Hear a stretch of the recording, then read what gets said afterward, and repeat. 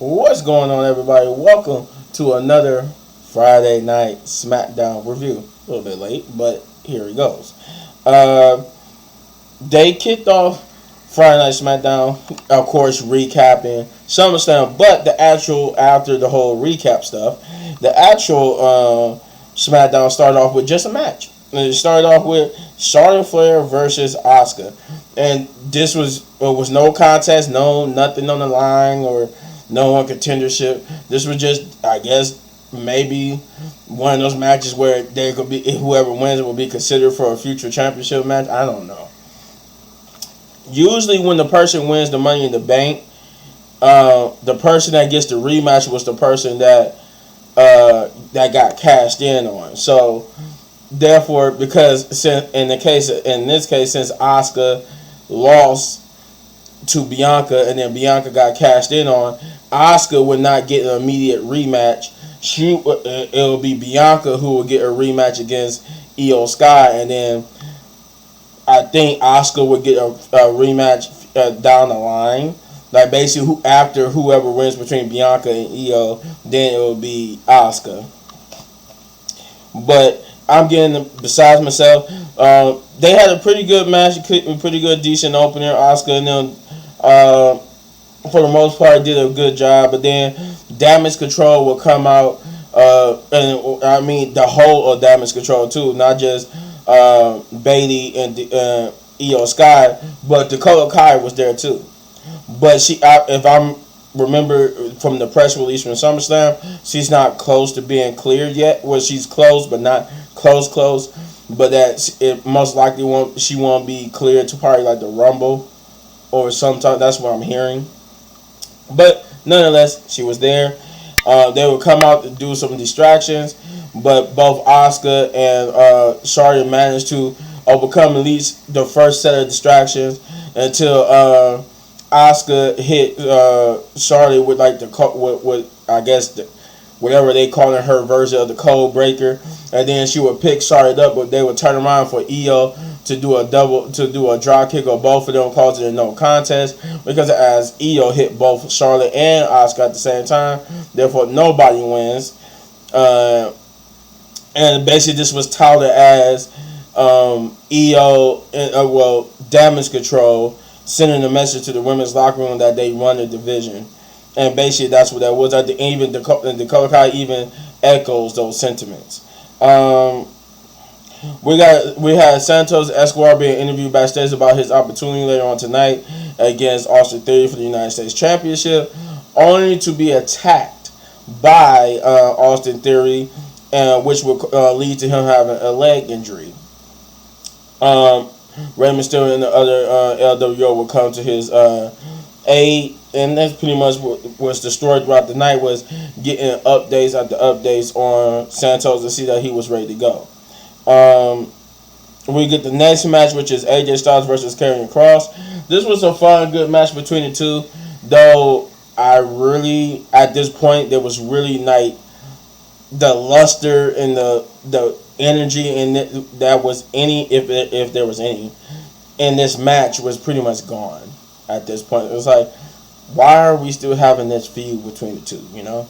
But nonetheless, we're here, and I think they had like a couple of, maybe it was just one. It was either one or two botches, but other than that, it was a solid, good match with AJ Styles hitting the Styles Clash for the victory over Karrion Kross. Scarlett would get involved, but Mia Yim was at ringside. Mia Yim would dispose of Scarlett. We got Edge coming out yet to have this was probably one of the two best promos. But yeah, it was only two good promos of the night.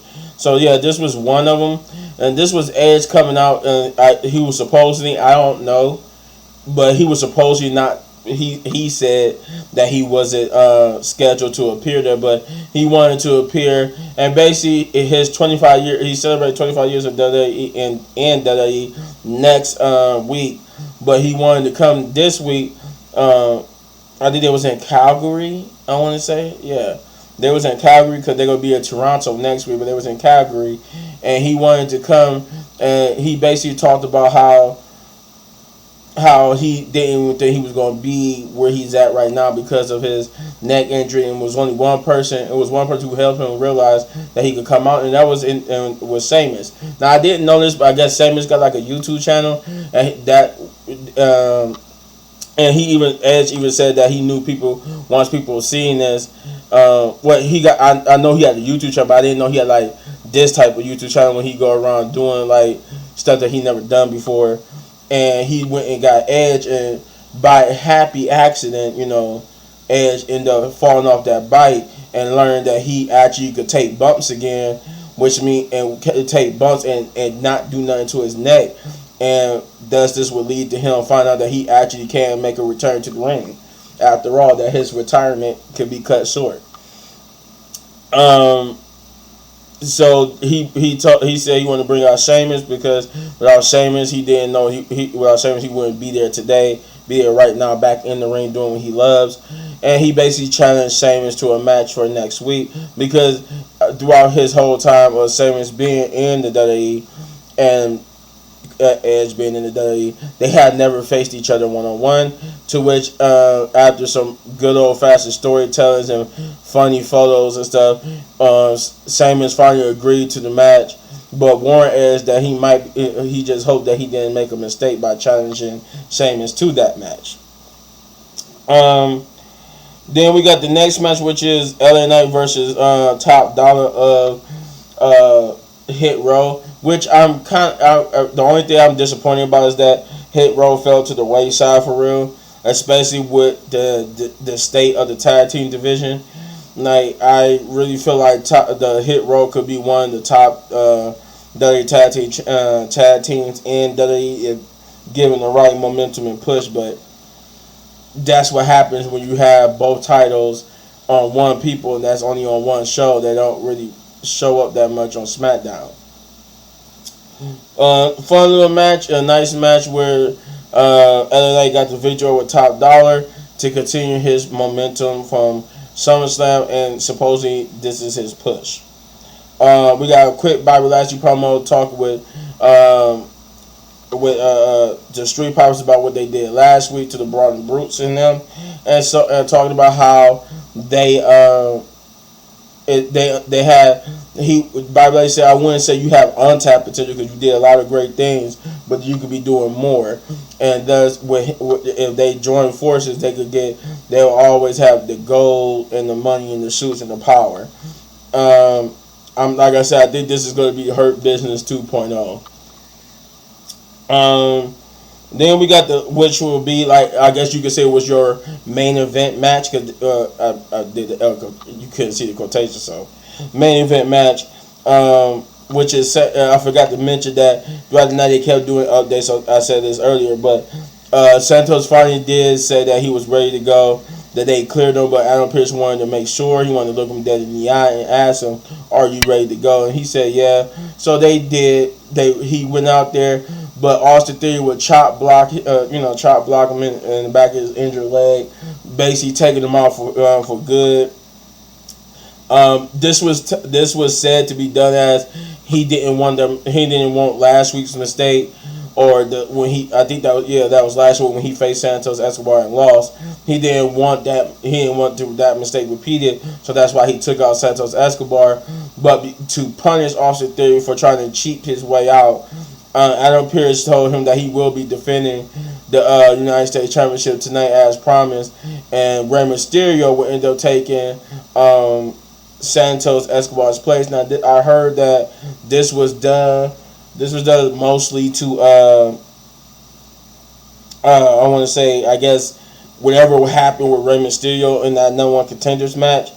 They said this was mostly done to probably to fix that whatever that happened, whatever that was, and happened, to put Rey Mysterio back where he was supposed to be. As they said, rumors said that he was the one who was supposed to be Santos to go on to Austin Theory, but here we are. They had a good match, a very, very fun match. This was probably the better matches of the night, even though it wasn't really good matches on the card. But this was the only one I could say that was I could truly give the word good to. Rey Mysterio ended up hitting a pair of 619s and the splash. to secure the victory over Austin Theory, and Rey Mysterio is your new United States champion. I say it was about damn time with Austin Theory because honestly, I don't know what it was doing with him, and I wish I could see the bigger picture with him, but I could not. I could not see the bigger picture with Austin Theory and why he was the United States champion for this long and what they was doing, what their master plan with him was. But hey, he lost, and he's now a former champion. Then we would get the main event, or the main event promos, I like to call them, which is Roman Reigns basically coming out to once again make the crowd acknowledge him and talk about Jimmy, as he wanted Jimmy to come out, because he was indebted to Jimmy. Jimmy, instead of coming out with the Usos music, he just appeared out of nowhere at ringside and basically got in the ring and talked to Roman, and told Roman that after Roman tried to ask him name his price, he was indebted, whatever he wanted, he was going to make it happen. But Jimmy said that he didn't want anything from Roman, and that what he did at SummerSlam had nothing to do with Roman. It was all about between him and Jay. But Jay would come out and demand Jimmy tell him why he did what he did at SummerSlam, or he about to throw 37 years down the drain. And Jimmy would explain that the reason why he did what he did was out of love. That he did what he did because he was afraid of what would happen to the Usos as a tag team if he would have become the tribal chief and WWE Undisputed Universal Heavyweight Champion, and that he was afraid that Jay will be corrupted by the power that comes with that title. Both the tribal chief and being the WWE Undisputed Universal Champion, and that he didn't want him to turn out like Roman Reigns. But he told Jay that if he was angry with him, he was upset with him, he would accept everything because he understand. But he said he just did it out of fear and love. And he told Jay that if he wanted to super kick his head off, he could. He had every right to. But Jay would turn his back on Jimmy, saying he's not going to do it. Jimmy would walk out the ring thinking that his brother basically really hates him, don't want to even look at him anymore. And Roman would laugh, saying that he told Jay from the beginning that he was going to mess this all up because he was too much of a hothead and he think with emotions, and that this always been about one thing for the past 3 years, and that it was him, and that he was supposed to acknowledge him. But Jay, at that point, Jay was super kicked him after he said acknowledge me, and thus a brawl would break out between Solo and Jay, with Solo getting the upper hand until Jay reversed the Samoa Spike into a super kick, and then Roman Reigns would hit Jay with a Superman punch, but Jay will super kick, reverse the spear that he was going to do into a super kick, and then he would hit Roman with a spear. Afterwards, he told Jay to come back, almost like he forgave him. He was gonna hug him, but he ended up super kicking Jay right as Jay came in for the embrace. He super kicked Jay. Jay super kicked Jimmy, and I meant to say Jay told Jimmy to come back, like he was gonna hug him, and then once Jimmy came for that embrace, Jay super kicked Jimmy, and Jay basically looked at the camera and said, I'm out of the bloodline, I'm out of SmackDown, and that I'm even out of WWE. It was basically leaving the speculation that he basically just quit everything. Not only the bloodline, not only SmackDown, but he quit WWE as a whole. And he basically said deuces and walked through the crowd celebrating with the audience as the show went off the air. This was a very mild SmackDown. And I say that because matches wise, nothing really was like, everything was just okay. Nothing was good except for the Rey Mysterio versus Austin Theory. That was the only match that I could say was good. The promos was okay. And the other it was only the only two things that was pretty much worth seeing. Like, you could skip, in my honest opinion, you could skip this whole SmackDown. If you wanted to watch SmackDown and to see like what developed, the only thing worth watching was the story, like the bits and pieces about the U.S. Championship match that led to Rey Mysterio versus Austin Theory and winning, and the Roman Reigns story. Like, that was the two most things. Everything else was like, you didn't really care because nothing really told the story. I mean, yes, granted, Damage Control beating up and causing the non-contest was trying to signify that they run the place, but it didn't really mean anything. Nothing came of it. After that, there was no, this is what we're going to do, this is how this is going to happen, like, this match is going to be set up for this week. Like, nothing came of it after that. It was just, after that segment, it was nothing. With that being said, I'm going to give SmackDown, I've been toying with a 6 and a 7, but I think I'm going to give it a 6 out of 10. This was an okay episode of SmackDown, and yeah, it really wasn't that much. You know, it really wasn't that much that was going on. But you let me know in the comments down below what you thought of this episode of Friday Night SmackDown, and if you enjoyed my review of it, you know what to do. You hit this button right there for all of my WWE reviews. And if you're enjoying this video so much, you want to support the channel, you know what to do. Hit those buttons, but most importantly, hit that like, subscribe, and share. Do those three. Hit all the buttons, but do those three things specifically. And as always, hitting you on these videos for more of my amazing content. But don't go anywhere. My reaction to the Mortal Kombat Combat Cast is coming up after this. Peace.